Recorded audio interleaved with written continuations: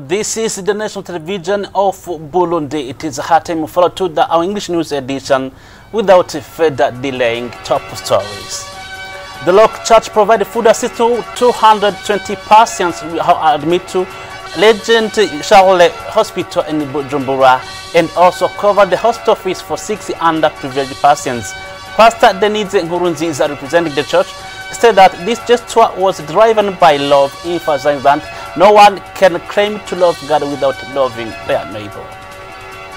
In the province of Butanyerera, the national competition titled Inkingi Imbona Kazoza Event 2025, organized by the Burundian diaspora with the aim of contributing to the vision of Burundi, proceed with its second day. Gabriel Fili, President of the Council of the Elders within the Burundian diaspora, called on the audience who followed the messages presented by the participants to adopt and put them into practice what they had in order to help Burundi achieve the vision that we desire.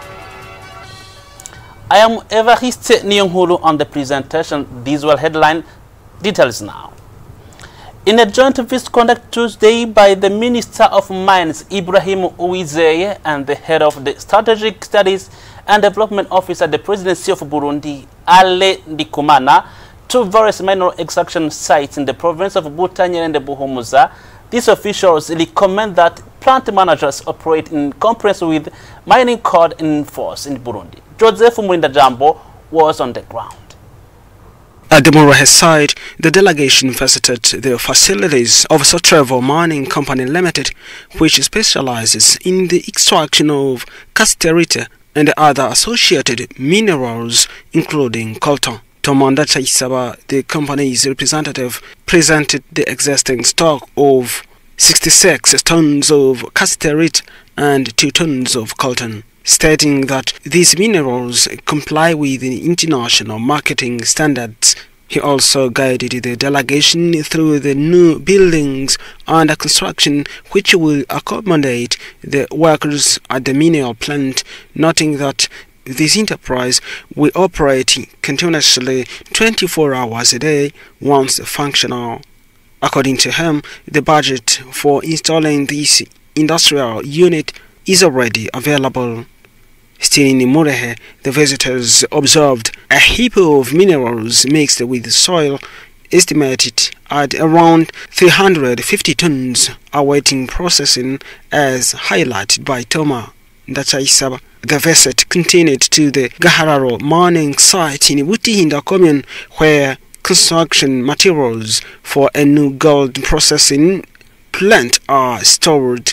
This plant is being developed by the Gold Processing Company of Burundi, SOTAB, owned by the investor Francois Uwiragiye. SOTAB expects the plant to produce up to 100 kilograms of gold per month. The delegation then went to the Masaka site, where a gold processing plant managed by SOTAB is already operational. Company representatives presented the different stages of the processing. Together, the Masaka 1 and Masaka 2 factories have a production capacity of 8 kilograms of gold per month. The tower concluded on Muyongo Hill, still in Butihinda commune, where the delegation visited another factory nearing completion.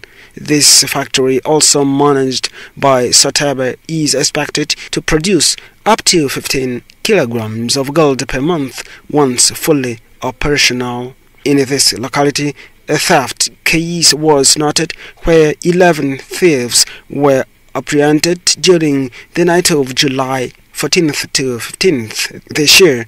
The assistant to the Director General of SOTAB reported that an investigation will continue to uncover the truth behind this robbery.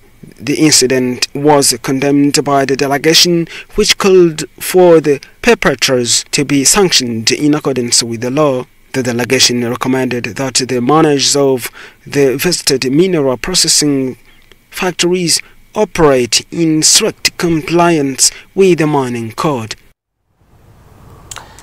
As I was saying in top stories this Friday, the Church of the Rock provided food assistance to 220 patients admitted at Prince Regent Charles Hospital in Bujumbura and also cover the hospital fees for 6 underprivileged patients in that hospital. The former Burundian First Lady, Pastor Denise Nkurunziza, representing the church, stated that this gesture was driven by love, emphasizing that no one can claim to love God without loving their neighbor. Joseph Mundajambo once again. During this charity event, led by the Church of the Rock at the Prince Regent Charles Hospital in Bujumbura, under the leadership of Pastor Denise Nkurunziza, the church distributed donations including rice, sugar, flour for porridge, and soap to 220 patients. In addition, it paid the medical expenses of 6 people who had recovered but were unable to pay for their hospitalization. This act is a symbol of love, a precursor to the evangelistic campaign planned by the Church of the Rock from July 21st to August 3rd this year, 2025. Pastor Nkurunziza emphasized that this initiative was motivated by the Christian love, affirming that love is a divine commandment and that one cannot claim to know God without loving one's neighbor. Dr. Oscar Nimhaye, director of the hospital, expressed his gratitude to the church for its support of the patients. The beneficiaries also thanked the church for its help during these difficult times and encouraged other citizens to follow this example of solidarity. The event concluded with a collective prayer for the hospital's patients. Turataritse amaboko turi muri kino kibanza tugusaba nk'Imana ngo manuko kize utabare aba bantu bari hano. Let's proceed our news edition. The northern part of the country this Thursday in the province of Butanyerera, the national competition titled Hingi Yimbona Kazoza Event 2025, organized by the Burundian diaspora with the aim of contributing to the vision of Burundi, proceeded with its second day. Gabriel Rufsiri, president of the Council of the Elders within the Burundian diaspora, called on the audience who followed the messages presented by the participants to adopt and put them into practice what they had in order to help Burundi achieve desired vision. From Butanyerera in the northern part of Burundi, Jivanda Ishimi. The first edition of the national competition Inkingi Z'imbona Kazoza Event 2025, translated as Pillars of the Vision Event 2025, was launched this Wednesday in Buhumuza province. The event, organized by the Burundian diaspora, aims to allow the diaspora to contribute actively to the achievement of the national vision, Burundi an emerging country by 2040 and a developed country by 2060, and to accelerate this process. Spent in this first edition competed in 5 artistic disciplines, namely visual arts, poetry and orature, songs and choreography, comedy and short theater plays. The president of the Burundian diaspora, Samuel Ndayiragije, stated that for Burundi to achieve this vision, Burundians must change their habits and behaviors and put an end to practices that hinder progress. He emphasized that the messages and the lessons shared through these artistic disciplines serve as powerful tools for raising awareness among the population. In each category, prizes were awarded to the top 3 winners: 3 million Burundian francs for the first place, 2 million for second place, and 1 million for third place. The first place winners in each discipline from Buhumuza province are as follow: visual arts, Jackson Yamuremye; in the poetry and the orature, Alexandrine Nkurunziza; songs and the choreography, Diane Irutingabo; comedy, Jean-Paul Bukuru; short theater, play, Krebe Chiragache. The launch ceremony was further enlivened by performances from several musicians who came to entertain the audience. Remaining in Butanyerera, farmers are urged to maintain their coffee trees to increase production and quality. This call was made by the assistant to the Minister of Environment, Agriculture and Livestock during the launch of the coffee mulching and planting campaign in Kayanza Commune. Marius Muhigwe reporting. It was on a Thursday at Gihololo village, Munima zone, Kayanza, Butanyelela province. This was a day marking a coffee planning and a mulching campaign, and that event was enhanced by the assistant of the Minister for Agriculture and Livestock, Leonali Butoi.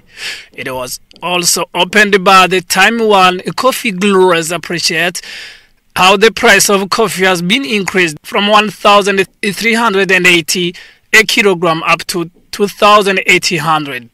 Meanwhile, farmers also requested to increase that salary per kilogram as activities are so many.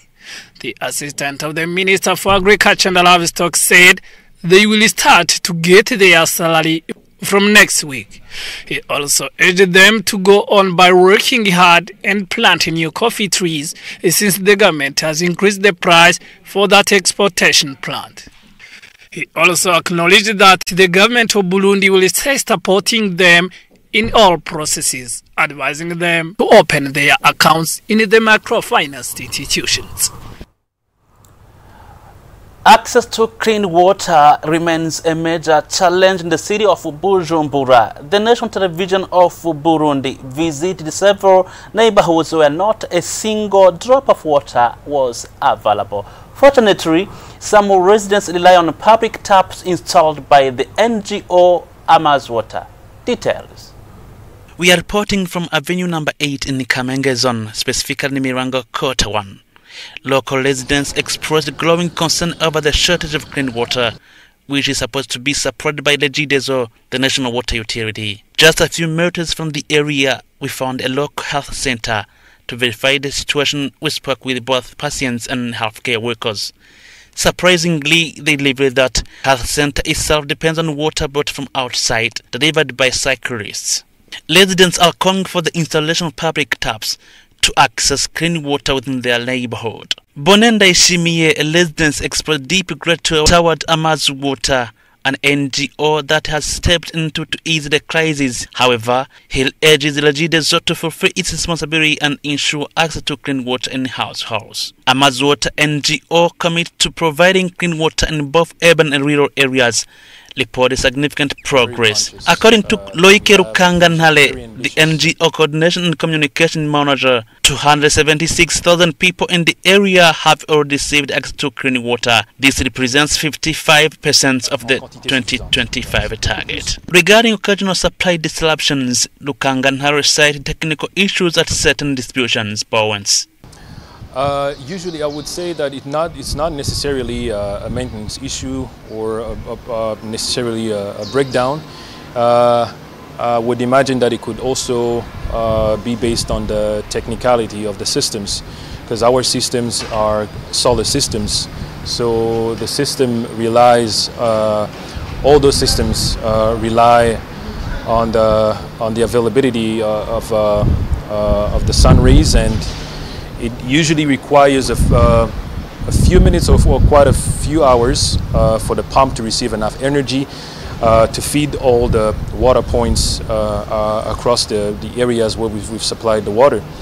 And as in case of any maintenance or in case of any breakdown, we've set up water committees wherever we have water systems.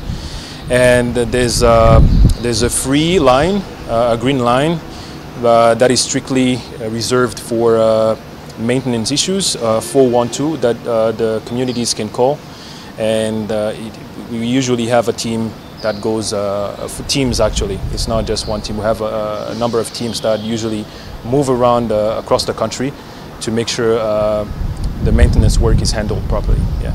As for other parts of Bujumbura requesting public taps, he assured the public that although the project is complex, it was underway to expand access. Well, Amazwater as an organization, we are fully aware and we are very conscious that we have a vision, a very ambitious vision of making sure that all communities in Burundi have access to clean water by 2030. And we've managed so far to have water systems in across the country, across the entire country. But it's very difficult to operate all over the country all at the same time.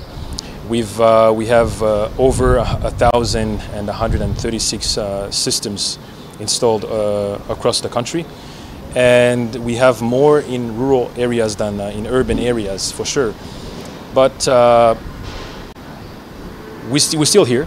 We're still here. We're still continuing the work, and like I said, it's a very ambitious vision. I cannot promise that we can operate on all the neighborhoods or on all communities all at the same time, but we aim to reach all the communities in Burundi. It's just a matter of time, and by the grace of God, we are still hitting our targets, and we always prioritize the good of the people, especially the ones that are most vulnerable than all the others. Yeah.